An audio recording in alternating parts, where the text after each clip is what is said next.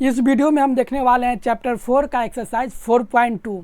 ये class 10th math NCERT का topic है। इससे पहले के वीडियो में इससे पहले के सारे एक्सरसाइज का सॉल्यूशन हमने करवा रखा है, लिंक डिस्क्रिप्शन में आप वहां से देख सकते हैं। ठीक, ये आज का टॉपिक है हमारा क्वाड्रेटिक इक्वेशन। आप देखना शुरू कर चुके हैं केजी स्टडी। चलिए टॉपिक की तरफ बढ़ते हैं। तो आज का हमारा टॉपिक है क्वाड्रेटिक इक्वेशन का चैप्टर 4 एक्सरसाइज 4.2। तो हमारा पहला क्वेश्चन है, find the root of the following quadratic equation by factorization method. ये मेन फैक्टराइजेशन मेथड आपको याद होगा जब आप पोलिनोमियल चैप्टर पढ़ रहे थे, चैप्टर 2, तो उसमें आपको पोलिनोमियल्स का जीरोज निकालने के लिए आपने फैक्टराइजेशन मेथड को सीखा था। ये बिल्कुल सेम है। अगर आप उसको नहीं देखे हैं और नहीं आता है तो आप उसको देख लीजिएगा, क्योंकि वो आपको इस चैप्टर में बहुत ही हेल्प करने वाला है। ठीक, उसका लिंक डिस्क्रिप्शन में दिया हुआ है। लेकिन आप फिर भी आप यहाँ से देख सकते हैं, क्योंकि ये हम सिखा ही रहे हैं तो ये फिर से सीख लीजिए। फैक्टराइजेशन मेथड में क्या होता है कि क्वाड्रेटिक इक्वेशन को मिडिल टर्म को फैक्टराइज करके उसका सॉल्यूशन निकाला जाता है। यानी कि रूट और जो जीरोज जो एक ही चीज़ होते हैं। पोलिनोमियल में हम जीरोज निकालते हैं और इक्वेशन में हम लोग रूट निकालते हैं। होता मकसद दोनों का सेम ही है। चलिए निकालते हैं। तो सबसे पहले क्या करते हैं कि जो कांस्टेंट टर्म होते हैं और एक्स स्क्वायर के जो कोफिशिएंट होते हैं उसके मल्टीप्लाई कर कर और उसका एलसीएम लेते हैं। अगर आप नहीं जानते हैं तो ये देख लीजिए। तो इसका एलसीएम कितना 10 का लेंगे, क्योंकि 10 और 1 में मल्टीप्लाई करेंगे तो 10 ही आएगा। तो इसका आप एलसीएम लीजिएगा तो ये 2 और ये 5 इतना आ गया। लेकिन अब आप यहाँ पर देखिएगा कि इसको मिडिल टर्म को फैक्टराइज करने के लिए आपको करना क्या होगा।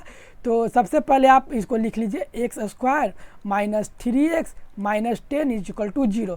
तो एक्स स्क्वायर, अब क्या करते हैं कि इसी दोनों को आप इस तरीके से सजाइए कि माइनस या प्लस करके कि आपका माइनस में 3x आना चाहिए, माइनस में 3x आना चाहिए और मल्टीपल करने में माइनस 10x आना चाहिए। तो ये तो आ ही जाएगा, क्यों? क्योंकि इसी का एलसीएम लिए हैं तो ये तो आ ही जाएगा मल्टीपल वाला। तो आप सिर्फ प्लस माइनस करके ये मिडिल टर्म को आप फैक्टराइज करने का प्रयास कीजिए। तो यहाँ पर देख रहे हैं कि अगर हम इसको 5x को माइनस में लिख दें और प्लस में 2x लिख दें तो ये घटने के बाद माइनस 3x आ जाएगा। ये इतना तो कन्फर्म है। और ये माइनस 10 इक्वल टू 0। अब आप इससे कॉमन लीजिए। क्या कॉमन आएगा? तो यहाँ से x कॉमन आएगा तो बचेगा क्या? x माइनस 5 बचा। अब यहाँ से भी हम कॉमन लेंगे तो यहाँ से हम 2 कॉमन ले लें तो x और माइनस 5 यहाँ से भी बचेगा, ये 0। अब यहाँ देखिए x माइनस 5 यहाँ भी, x माइनस 5 यहाँ भी, यानी इसको हम कॉमन ले सकते हैं। x माइनस 5 को कॉमन ले सकते हैं तो बचेगा क्या? x, इससे x बचा और इससे प्लस में 2 बचा। तो ये आ गया इज इक्वल टू 0। अब लिख सकते हैं जब इतना आ गया, इसलिए x minus 5 is equal to 0 तो x is equal to plus 5। Plus नहीं लिखते हैं लेकिन लिख दिए। And x plus 2 is equal to 0 तो x is equal to minus 2। यानी कि the roots of this equation are 5 and minus 2। इस इक्वेशन का रूट 5 और माइनस 2 है। उम्मीद करते हैं कि आपको समझ में आ रहा होगा, क्योंकि आपने पोलिनोमियल चैप्टर में इसको पढ़े थे। ये तो आपके लिए रिवीजन हो रहा है। ठीक, चलिए बढ़ते हैं नेक्स्ट क्वेश्चन की तरफ। इसी का सेकेंड नंबर क्वेश्चन है कि 2x square plus x minus 6 को भी फैक्टराइजेशन मेथड से इसको फैक्टराइज करना है। तो इसको फैक्टराइज कैसे कीजिएगा? तो अभी बताया कि x का कोफिशिएंट 2 है और कांस्टेंट 6 है। मल्टीप्लाई कीजिएगा तो हो जाता है कितना? 6 2 जा 12। तो आप 12 का एलसीएम ले लीजिए। 12 का एलसीएम लीजिएगा 2 से लीजिएगा तो ये होता है 3। अब आप इसको फैक्टराइज करने का प्रयास करेंगे। फैक्टराइज कैसे करेंगे? तो पहले क्वेश्चन को लिख लेते हैं। ठीक, plus x minus 6 equal to 0 है। तो जब फैक्टराइज कीजिएगा यानी कि 2x स्क्वायर तो नहीं जाएगा। अब x को कैसे लिखेंगे?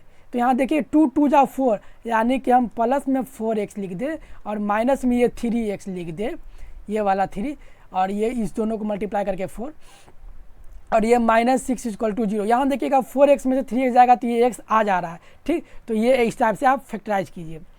जब ये आप फैक्टराइज कर दिए, क्योंकि जब हम एलसीएम ले लेते हैं ना तो हमें पता चल जाता है कि हमें किस चीज़ कौन से मतलब अंग को क्या है प्लस माइनस करना है। ठीक, इसीलिए हम उसको एलसीएम लेते हैं। अब आप यहाँ से कॉमन ले लीजिए, 2x को कॉमन ले लीजिए। 2x को कॉमन लेंगे तो बचेगा क्या? यहाँ से x बचा और यहाँ से प्लस 2 बचा। अब इस दोनों टर्म में से आप क्या कॉमन लीजिए? -3 कॉमन ले लीजिए तो यहाँ से बचेगा x और यहाँ से बचेगा प्लस में 2।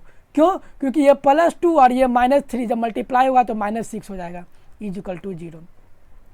अब यहाँ से x + 2 कॉमन आ जाएगा तो बचा क्या 2x - 3। ये कॉमन आता है एक्चुअली, देखिए यहाँ भी 2x + 2 है, यहाँ भी x + 2 है, तो ये कॉमन आता है।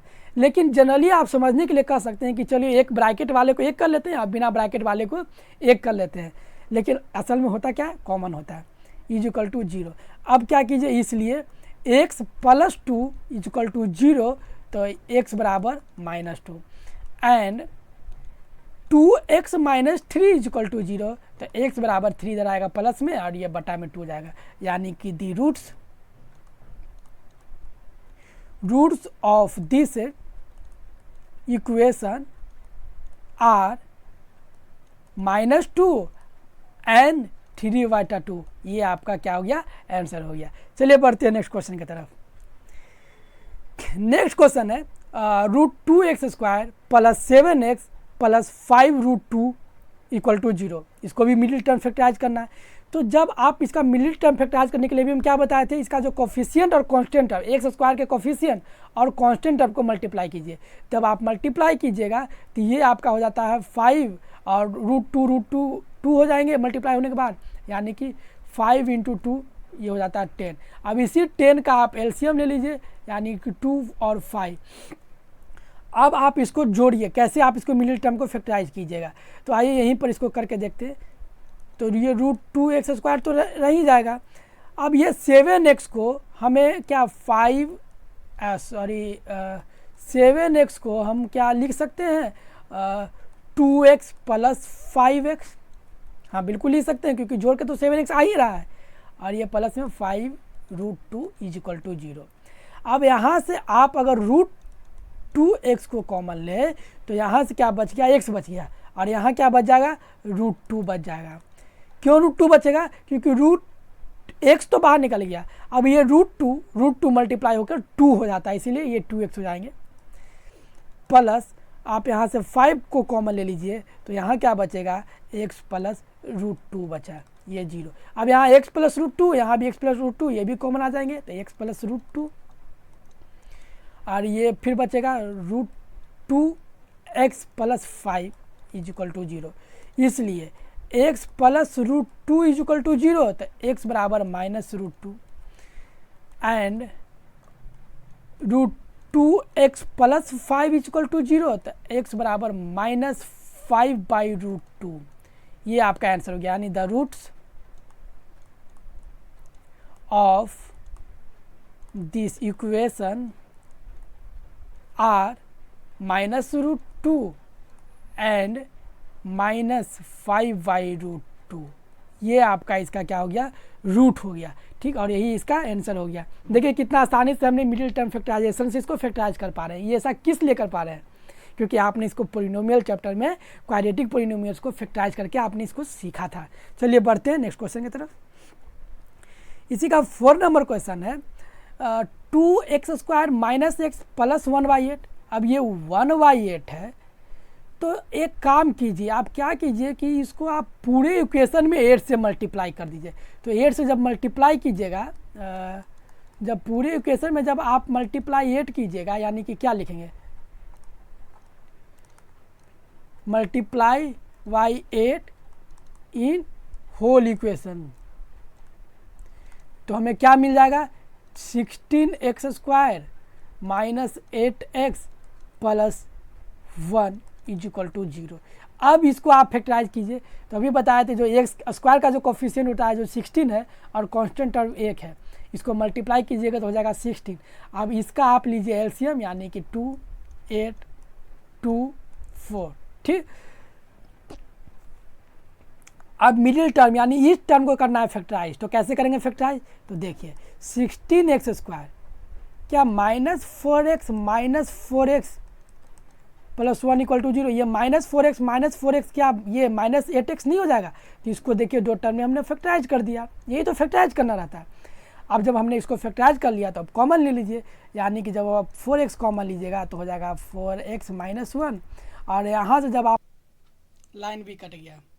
चलिए आइए यहाँ पर हम क्या करें कि हम जब यहाँ से कॉमन ले लेंगे ये तो हम यहाँ पर +1 को कॉमन ले लेते हैं। ठीक, जब यहाँ से +1 को कॉमन लिए तो यहाँ से क्या बचा 4x और यहाँ से -1, क्यों सॉरी -1 को कॉमन लेंगे ना, तब ना यहाँ पर -1 बचेगा।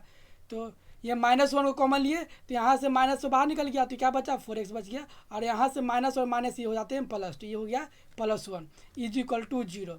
ठीक, अब जब यहाँ से हो गया इस टाइप से आ गया, यानी कि 4x -1 और 4x -1 को फिर से कॉमन ले लीजिए तो फिर क्या हो जाएगा, तो हम 4x -1 को कॉमन ले लिए तो बचा क्या 4x -1 बचा। ठीक, = 0, इसलिए 4x -1 = 0, तो x बराबर 1/4 एंड 4x -1 = 0 बराबर, तो x बराबर 1/4, यानी कि the roots of this equation are 1/4 and 1/4 इसका आंसर हुआ। ठीक है, बढ़ते हैं नेक्स्ट क्वेश्चन की तरफ। लाइन का जाने के बाद थोड़ा सा प्रॉब्लम होती है, कोई बात नहीं। नेक्स्ट क्वेश्चन है 100x² - 20x + 1। अब इसको भी मिडिल टर्म फैक्टराइज करना है, तो सबसे पहले क्या करेंगे, x² का कोफिशिएंट कितना है 100 और यहाँ पर कितना है 1, कांस्टेंट और 1 है, तो इस दोनों को मल्टीप्लाई करने के बाद कितना आता है 100 आता है। तो आप 100 का क्या कीजिए एलसीएम लीजिए, जब आप 100 का एलसीएम लीजिएगा तो ये हो जाएगा 2 और यहाँ पर हो जाएगा 50, जब करेंगे तो ये हो जाएगा 2 और ये हो जाएगा 25। ठीक, ये हो जाएगा 25 और ये जब 5 और ये 5। अब हमें देखना है कि इस चारों मतलब अंक को इस टाइप से इसको फैक्टराइज करना है 20x को कि -20x आना चाहिए। तो आप लिखिए सबसे पहले 100x² और -20x है ना, तो 5 × 10 यानी कि -10x और -10x लिख दिए तो क्या -20x होता है ना, हाँ बिल्कुल हो जाता है। उसके बाद ये +1 = 0, यानी कि 100x सॉरी अब कॉमन लेना है ना, तो कॉमन लीजिए, क्या कॉमन लीजिएगा, अगर 10x को कॉमन ले लें तो 10x को कॉमन ले लेते हैं तो क्या बचता है, यहाँ पर बचेगा 10 बचेगा और x बचेगा और यहाँ -1 बचेगा। ठीक, अब यहाँ से हम -1 को कॉमन ले तो यहाँ क्या बचेगा 10x बचेगा और यहाँ पर -1 बचेगा = 0, यानी कि एक बार 10x -1 एक बार और 10x -1 = 0, इसलिए 10x -1 = 0, तो x बराबर 1/10 एंड 10x -1 = 0, तो x बराबर 1/10, यानी the roots of this equation are 1/10 and 1/10, यही आपका क्या हो गया आंसर हो गया। ठीक है, आप बढ़ते हैं नेक्स्ट क्वेश्चन की तरफ। नेक्स्ट क्वेश्चन है सेकेंड नंबर, क्या कर रहा है, solve the problem given in example 1, यानी कि जो किताब के एग्जाम्पल 1 में जो प्रॉब्लम दे रखा है ना उसी को क्या करना है सॉल्व करना है। तो उसको कैसे सॉल्व कीजिएगा, तो आप एग्जाम्पल को जाकर देख लीजिए, उसको सॉल्व करने का प्रयास कीजिए, अगर नहीं समझ में आता है तो कमेंट में लिखिए। हालांकि वो क्या कहते हैं कि सोल्यूशन में यहाँ पर लाए हैं, आप देख लीजिए, आपके लिए लेकर आए हैं उसका, उसी का स्क्रीनशॉट आपके सामने रख रहे हैं। क्वेश्चन क्या कर रहा है, represent the flowing situation, mathematically represent करना है सिर्फ। ठीक, ये क्वेश्चन क्या है, नंबर 1, जॉन एंड जीवंती टुगेदर है 45 मार्बल, दोनों के पास 45 मार्बल थे, बोथ हम देम लॉस्ट 5 मार्बल, दोनों 5 मार्बल जो है अपना अपना में से खो देते हैं, and the product of the marble they now have 124, we would like to find out how many marble they had to start with, उसके पास कितना मार्बल स्टार्ट थे। लेकिन अब क्या करेंगे, अब इसका सॉल्यूशन भी दे रखा है, तो आप सॉल्यूशन सबसे पहले आप खुद देखने का प्रयास कीजिए, समझने का प्रयास कीजिए, अगर नहीं समझ में आता है तो हम समझाते हैं। ठीक, क्या है अब इसको आप सॉल्यूशन देख लीजिए, उसके बाद आप खुद समझने का प्रयास कीजिए। ये उसका सॉल्यूशन है, यहाँ पर ख़त्म होते हैं ये इक्वेशन आने के बाद, और फिर ये सेकेंड नंबर क्वेश्चन का सोल्यूशन हुआ। उसी मतलब जो एग्जाम्पल 1 में 2 क्वेश्चन थे, तो ये सेकेंड का ये सोल्यूशन हुआ, और इसको भी रिप्रेजेंट करके यहाँ पर दिया हुआ है। ठीक, आप इसको देख लीजिए और अगर खुद से बनाने का प्रयास कीजिए, अगर बन जाता है तो और समझ में आता तो ठीक है, नहीं तो कमेंट कीजिए, हम आपको बता देंगे। चलिए बढ़ते हैं नेक्स्ट क्वेश्चन की तरफ। नेक्स्ट क्वेश्चन है find two number whose sum is 27 and product is 182। अब 2 नंबर निकालना है जिसका सम दिया हुआ है और प्रोडक्ट दिया हुआ है। तो आप क्या कीजिएगा कि सबसे पहले लेट, इस टाइप के क्वेश्चन को बनाने के लिए सबसे पहले मानना पड़ता है, लेट करना पड़ता है। Let 1 number equal to x, तो सेकेंड नंबर कितना हो जाएगा, यानी अदर नंबर, या सेकेंड नंबर लिखिए, second number is equal to कितना हो जाएगा, जब 20 दोनों का जोड़ 27 है ना, तो सेकेंड नंबर कितना हो जाएगा 27 माइनस एक्स हो जाएंगे। ठीक, अब क्या करा है अकॉर्डिंग टू क्वेश्चन कर रहा है कि दोनों का प्रोडक्ट 182 दे रखा है, यानी कि एक का पास x था, ठीक, और दूसरे के पास 27 माइनस एक्स था, इसका प्रोडक्ट आपका 182 दे रखा है। अब आप जब इसको सॉल्व कीजिएगा, यानी कि 27x minus x square equal to 182, सारे टर्म को इस साइड भेज दीजिए, बराबर के राइट साइड जब भेज दीजिएगा तो क्या हो जाएगा एक्स स्क्वायर माइनस 27x, और ये हो जाएगा प्लस 182 इक्वल टू 0। अब जानते हैं कि 182 यानी कांस्टेंट टर्म और एक्स स्क्वायर के कोफिशिएंट को आप एलसीएम लेते हैं, यानी कि 182 है, तो 182 का जब आप एलसीएम लीजिएगा तो कितना आएगा 182 का एलसीएम लेने के बाद, जब आप इसको 2 से कीजिएगा तो हो जाएगा 9 और 1, इसको जब आप 7 से लगाइएगा तो ये हो गया 13। ठीक, अब आपको लाना है 27x ना, तो 27x कैसे लिखेगा, यानी एक्स स्क्वायर माइनस 27x है, यानी कि 7 2 जा 14 और 13 को जोड़ देंगे तो 27 आ जाते हैं। ठीक, तो कीजिए 14x प्लस सॉरी प्लस नहीं माइनस में ही, ठीक, minus 13x plus 182 is equal to 0। ठीक, अब जब इसको सॉल्व करेंगे, यानी कॉमन लीजिए, क्या कॉमन लीजिएगा, एक्स स्क्वायर यहाँ से कॉमन ले लीजिए, तो सॉरी एक्स कॉमन आएगा, एक्स स्क्वायर कॉमन नहीं आएगा। ठीक, ये जब एक्स कॉमन लेंगे तो यहाँ से बचेगा एक्स और यहाँ से माइनस बचेगा 14, और यहाँ से जब आप 13 को कॉमन ले लीजिएगा, यानी माइनस 13 को कॉमन ले लीजिएगा, तो यहाँ से बचेगा एक्स और यहाँ से बचेगा माइनस 14 इज इक्वल टू 0, यानी कि एक्स माइनस 14 और एक्स माइनस 13 इक्वल टू 0, यानी इसलिए x माइनस 14 इक्वल टू 0, तो x बराबर plus 14 and x minus 13 equal to 0, तो x बराबर प्लस 13, यानी कि जो आपका दोनों नंबर था, यानी कि बोथ नंबर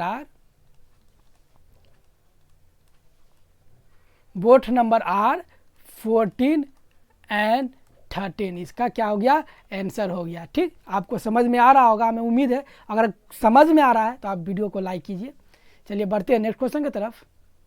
नेक्स्ट क्वेश्चन है find 2 consecutive positive integer sum of which square is 365। अब इसका सम दे रखा है 365 और 2 पॉजिटिव इंटीजर है वो भी कंसेक्यूटिव। तो क्या कीजिए, लेट, इस टाइप के क्वेश्चन को बनाने के लिए सबसे पहले लेट कीजिए, late 2 consecutive positive integer is equal to x and x plus 1। ठीक, अब कह रहा है कि इसका सम ऑफ स्क्वायर, यानी अकॉर्डिंग टू क्वेश्चन इसके स्क्वायर का सम, यानी x का स्क्वायर प्लस x प्लस 1 का स्क्वायर जब कर देंगे तो ये 365 आ जाएंगे।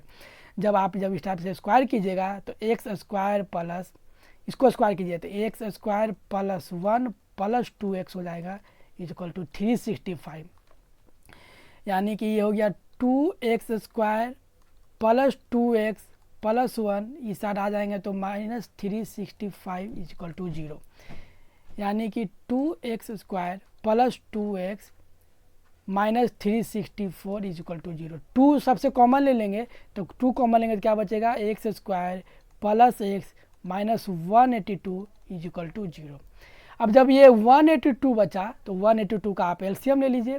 182 का एलसीएम लीजिएगा तो 2 9 1 7 13। अब इसको सजा के लिखिए कि ये 14 एक्स आना चाहिए प्लस एक्स। कैसे सजा के लिखेंगे, तो देखिए x square plus 14x minus 13x minus 182 equal to 0। ये देखिए 14x में से 13x जाएगा तो x बचेगा ना प्लस में। बस इसी तरीके से हम इसको फैक्टराइज करते हैं मिडिल टर्म को, ठीक। अब इसको कॉमन लीजिए। जब यहाँ से आप कॉमन लीजिएगा, क्या x को कॉमन लेंगे, तो x को कॉमन लेंगे तो क्या बचेगा, x प्लस 14 बचेगा, ठीक। और यहाँ से क्या कॉमन लेंगे, यहाँ से -30 को कॉमन लेंगे तो यहाँ से क्या बचेगा, x प्लस 14 यहाँ भी बचेगा इक्वल टू 0। यानी एक बार x प्लस 14 और एक बार x माइनस 13। अब यहाँ पर बगल में आइए बनाते हैं। इसलिए जब x प्लस 14 इक्वल टू 0 तो x बराबर क्या हो जाएंगे, -14। Again and x minus 13 equal to 0 तो x बराबर क्या हो जाएगा, 13। तो अब यहाँ पर -14 आ रहा है, यहाँ पर +13 आ रहा है, तो आपको क्वेश्चन क्या करा, पॉजिटिव इंटीजर होना चाहिए। क्या, पॉजिटिव इंटीजर होना चाहिए। तो यहाँ तो निगेटिव आ रहा है, तो ये तो होगा नहीं। यानी कि क्या, इसलिए x इक्वल टू क्या होंगे, 13, बिकाउज इट इज पॉजिटिव। ये पॉजिटिव नंबर है इसलिए, क्योंकि हमें चाहिए भी था पॉजिटिव इंटीजर चाहिए था, नेगेटिव इंटीजर नहीं चाहिए था। जब x मेरा 13 आ गया तो अदर नंबर कितना हो जाएगा, तो जब x 13 है तो अदर नंबर x प्लस 1, यानी कि आपका 13 प्लस 1, यानी कि ये हो जाएगा कितना, 14 हो गया। यानी बोथ नंबर कितना हो गया आपका, द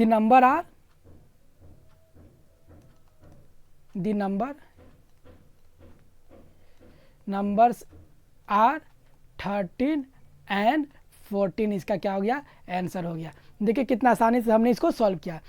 चलिए अब बढ़ते हैं नेक्स्ट क्वेश्चन की तरफ। नेक्स्ट क्वेश्चन है 5 नंबर।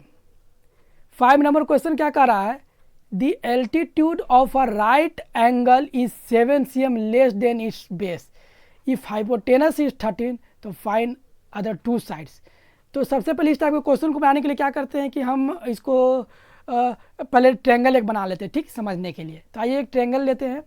ये एक ट्रायंगल है, राइट एंगल ट्रायंगल, जिसका हाइपोटेनस आपका दिया हुआ है 13 cm और बेस पता नहीं है, तो बेस को हम x मान लेते हैं। तो इसका एल्टीट्यूड यानी ये वाला जो हाइट है, ये हाइट, तब ये हाइट करा 7 सेंटीमीटर लेस है बेस से। तो बेस को जब x माने हैं तो हाइट कितना हो जाएगा, तो हाइट आपका हो जाएगा x माइनस 7। इसी को आप यहाँ पर लिख लीजिए, let base of the right triangle equal to s। इसलिए एल्टीट्यूड क्या हो जाएगा,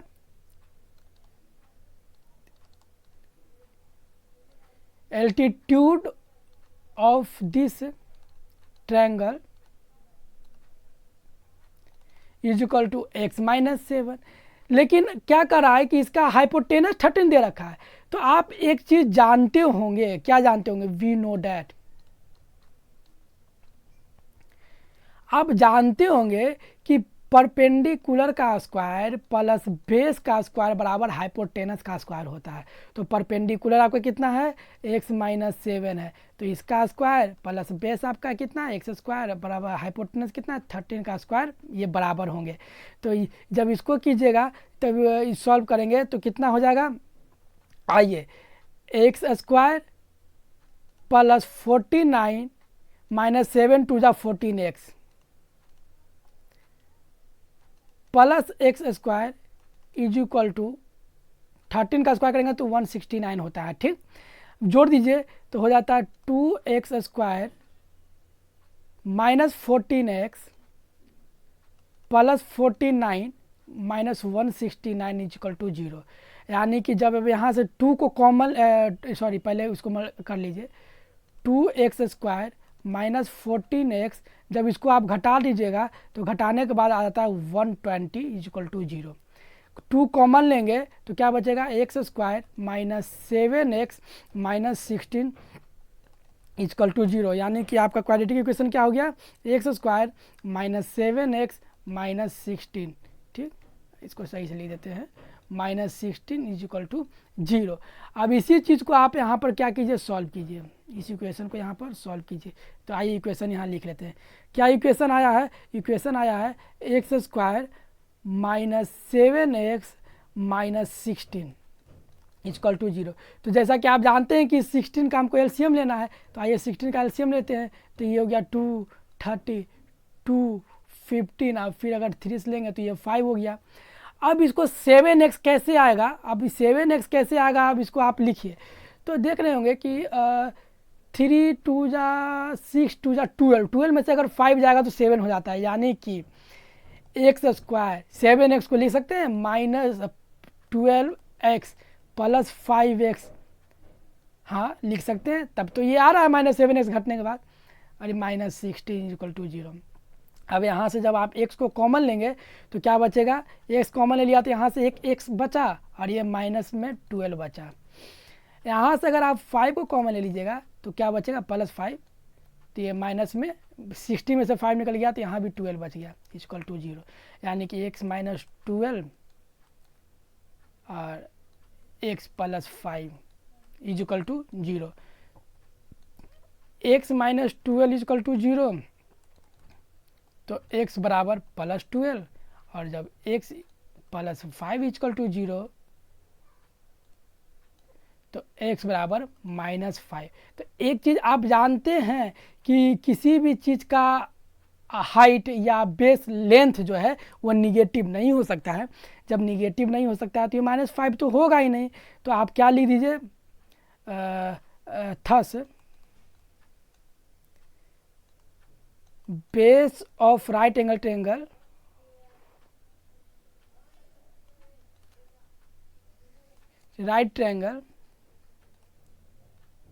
triangle is equal to 12 centimetre. जब बेस 12 सेंटीमीटर हो गया था, हाइट कितना हो जाएगा, एल्टीट्यूड कितना हो जाएगा, तो एल्टीट्यूड कितना हो जाएगा, तो 12 - 7 यानी 5 cm इसका एल्टीट्यूड हो गया। यही आपका क्या आ जाएंगे, आंसर हो जाएंगे। ठीक, आपको समझ में आ गया होगा। चलिए ठीक है, बढ़ते हैं नेक्स्ट क्वेश्चन की तरफ। नेक्स्ट क्वेश्चन है 6 नंबर क्वेश्चन। ये इस चैप्टर का भी लास्ट क्वेश्चन है और वीडियो का भी लास्ट क्वेश्चन होगा। ठीक है, ये क्वेश्चन है, a cottage industry produce a certain number of pottery article in a day. यानी कि कोई कॉटेज इंडस्ट्री है जिसमें कुछ मट्टी का सामान बनता है। तो कह रहा है it was observed on a particular day, यानी एक कोई पर्टिकुलर दिन जो है ना, इसको ऑब्जर्व किया गया। कोई आदमी इसको ऑब्जर्व किया तो क्या वो देखा क्या कि जो प्रोडक्शन ऑफ ईच आर्टिकल जो आते हैं ना, वो कितना है, 3 more than the twice the number of article produce on that day. तो उस दिन जितना नंबर ऑफ आर्टिकल प्रोड्यूस हुआ था उसका 3 गुना से 3 ज़्यादा था एक सामान के प्रोडक्शन के लिए। तो वही आपको निकालना है, total cost of production on that day, और इज 90 दे रखा है। तो find the number of article produce और the cost of each article निकालना है। तो इस टाइप के क्वेश्चन को बनाने के लिए सबसे पहले क्या कीजिए, लेट करेंगे कि नंबर ऑफ आर्टिकल, ठीक, number of article produced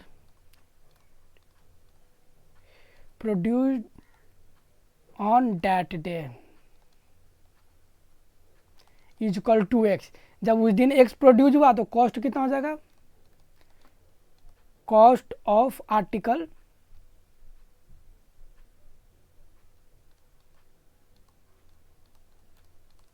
production, cost of production of each article.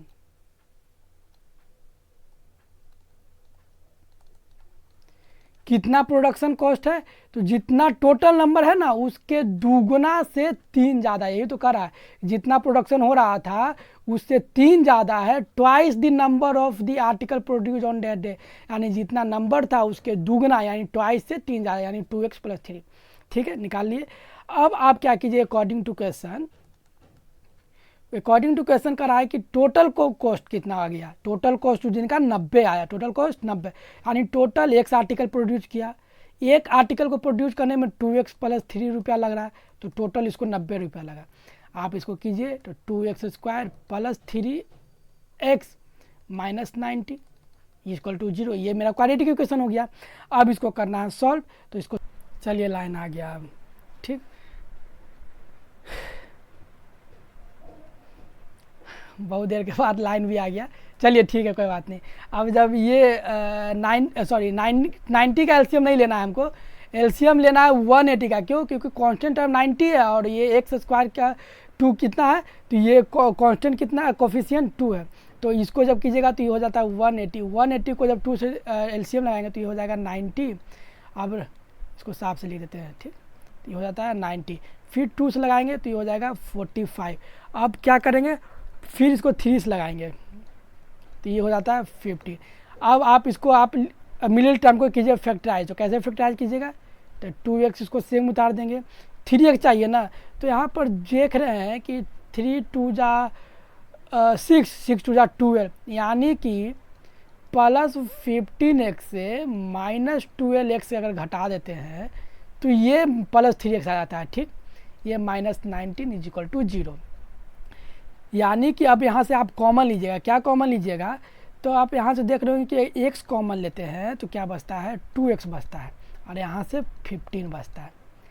अब यहाँ से जब आप -6 को कॉमन लीजिएगा तो क्या बचेगा, 2x बचेगा, और यहाँ से +15 बचेगा = 0, यानी एक बार 2x + 15 ब्रैकेट में और एक बार x - 6 ब्रैकेट में, यानी कि इसलिए 2x + 15 = 0, तो x बराबर कितना होगा, 15/2 माइनस में जाएगा, एंड x - 6 = 0, तो x बराबर क्या होगा, ये 6 प्लस में जाएगा।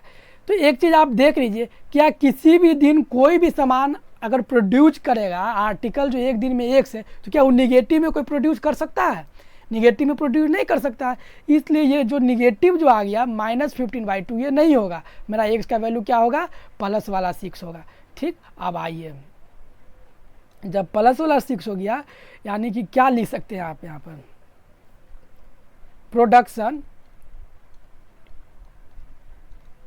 प्रोडक्शन ऑफ आर्टिकल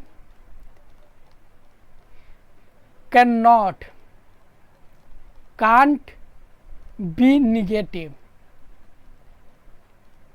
निगेटिव नहीं हो सकता है, इसलिए production of article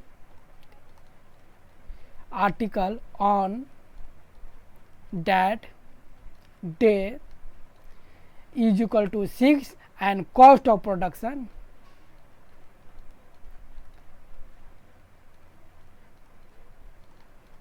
production of each article = कितना है, 2x + 3 है ना, तो x का वैल्यू कितना आया, 6 आया, तो 3 2 जा 12 और 12 में 3 जोड़ देंगे तो कितना हो जाता है, 15। ये आपका क्या हो गया, आंसर हो गया। देखिए कितना आसानी से हमने इसको सॉल्व कर लिया। इस चैप्टर में कुछ नहीं है, अगर आप क्या कहते हैं चैप्टर सेकंड जब आप 2 जब पढ़ लिए होंगे पोलिनोमियल चैप्टर, उसमें जब क्वाड्रेटिक पोलिनोमियल्स को जब आप फैक्टराइज कर लिए होंगे तो ये तो आसानी से फैक्टराइज कर पाएंगे। ठीक है, इस वीडियो को यहीं ख़त्म करते हैं क्योंकि ये एक्सरसाइज भी ख़त्म हो चुका है। अब मिलते हैं आपके साथ नेक्स्ट वीडियो में। नेक्स्ट वीडियो में हम क्या करते हैं कि नेक्स्ट चैप्टर के एक्सरसाइज के सॉल्यूशन के साथ मिलते हैं। तब तक आप अपना ध्यान रखिए और हमारे नेक्स्ट वीडियो का इंतज़ार कीजिए। धन्यवाद। और वीडियो अच्छा लगा हो तो लाइक कीजिए और दोस्तों में शेयर कीजिए।